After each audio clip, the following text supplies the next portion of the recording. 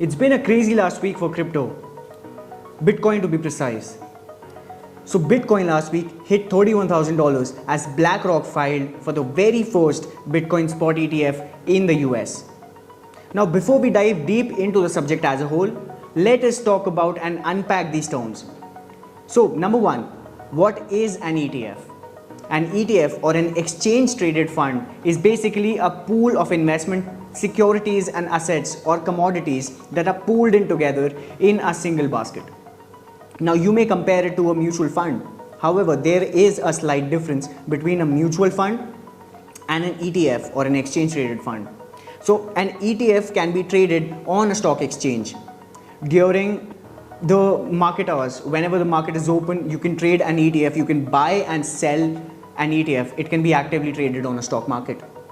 So that is an ETF. It tracks an index. So for example, you have the S&P 500, which tracks 500 companies that are listed on the S&P 500 index. Now you have an S&P 500 ETF, which is basically an ETF of 500 companies that are listed on the S&P 500. So you are going to get or gain similar returns as the fund itself, as the S&P 500 index itself. Now that we have talked about what an ETF is, let us talk about what a Bitcoin ETF is, to be precise. So a Bitcoin ETF is nothing but an ETF or an exchange traded fund that tracks the price of Bitcoin. Not only that, it also allows for retail investors or institutional investors to basically purchase Bitcoin without having to go through the hassle of creating or opening an account on a crypto exchange. So the very first Bitcoin ETF was launched in October 2021. It was known as BITO or Pro Shares Bitcoin Strategy. However, it did not actually purchase Bitcoin.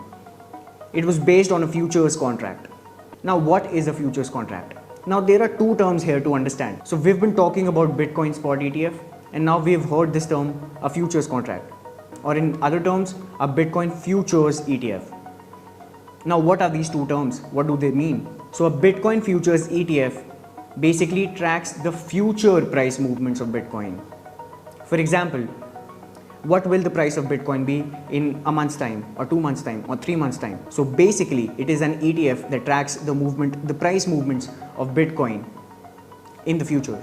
So all you have to do is you have to basically bet on the price of Bitcoin in the future at a later date, and then buy and sell accordingly. That is what a Bitcoin futures contract or Bitcoin futures ETF is. On the other hand, we have a Bitcoin Spot ETF. Now, a Bitcoin Spot ETF basically tracks the current price movement of Bitcoin. It does not bet on the future price. It allows you to purchase Bitcoin at the current market price. And it also actually allows for you to own Bitcoin itself rather than just betting on the price. So that is the major difference between a spot ETF and a futures ETF. So now that we have discussed all these terms, we have covered all these terms and understood their meaning, let us actually talk about what has happened in the market and why is it so important for us to understand. Bitcoin hit $31,000 last week. That was majorly due to BlackRock filing for a Bitcoin Spot ETF. So at the time of recording this video, the current price of Bitcoin is just above $30,000. It hit $31,000 on Bitcoin, making it the highest trading price in over a year. But what actually led to the sudden rise in price of Bitcoin? So as we talked about earlier, on last Thursday, BlackRock filed for the very first Bitcoin Spot ETF in the United States. And BlackRock, it is important to understand what BlackRock is. BlackRock is the largest asset manager in the United States. BlackRock has around $10 trillion of assets under management. To have a clearer context, it is the third largest GDP in the world, right after US and China. That is how big BlackRock is. So BlackRock's move to file an application for the very first Bitcoin ETF, Bitcoin Spot ETF to be precise, also led for other institutional investors to get in the game. Institutional investors like Invesco, WisdomTree and Valkyrie, they also followed suit and filed for a Bitcoin Spot ETF. They did not want to be left behind. Also, at the time of recording this video, HSBC has become the very first bank in Hong Kong to provide spot ETFs for Bitcoin and Ethereum. So as more and more institutional investors and asset managers get in the game to file for Bitcoin Spot ETFs, and spot ETFs for other cryptocurrencies, the space as a whole is going to be bigger and bigger, because a lot of retail investors are then going to get into the space. It is going to be easier for them to access Bitcoin and cryptocurrency as a whole. What's surprising is the fact that BlackRock has filed for the ETF, the spot ETF, just a few weeks after the SEC sued two of the largest cryptocurrency exchanges in the world, namely Binance and Coinbase. Also, the SEC has outrightly shown distaste towards the crypto industry. So, what could have made BlackRock make such a move specifically at this point of time when we are in a bear market, and also two of the largest cryptocurrency exchanges are facing lawsuit against them? Is it something that we do not know, something that BlackRock knows and we do not know?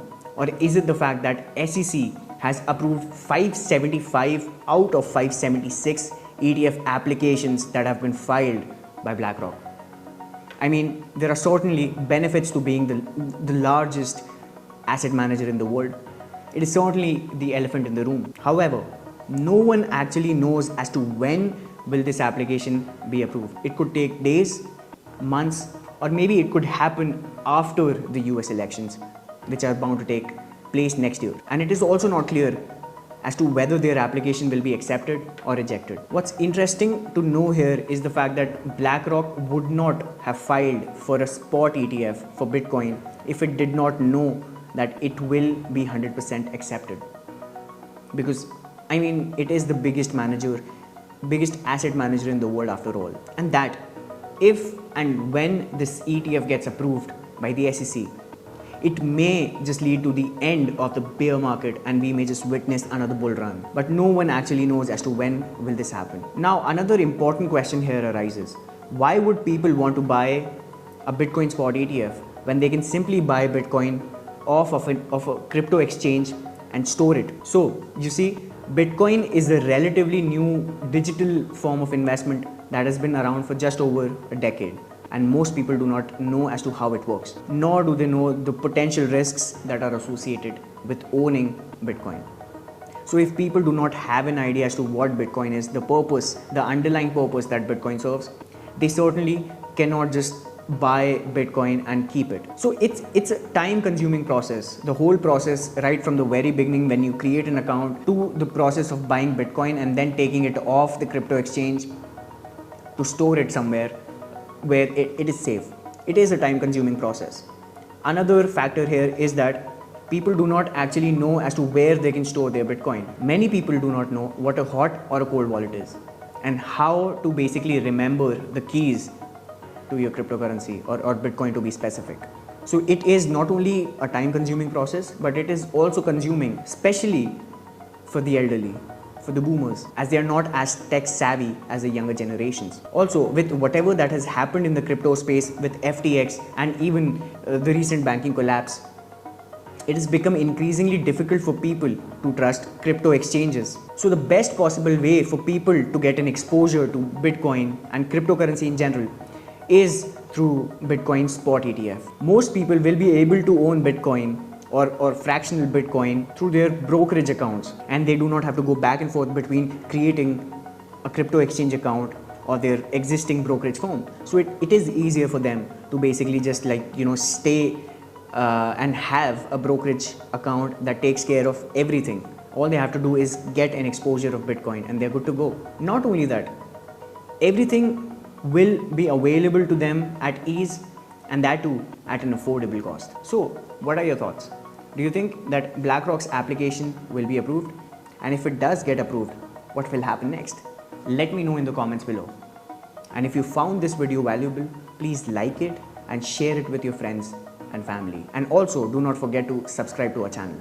Thank you.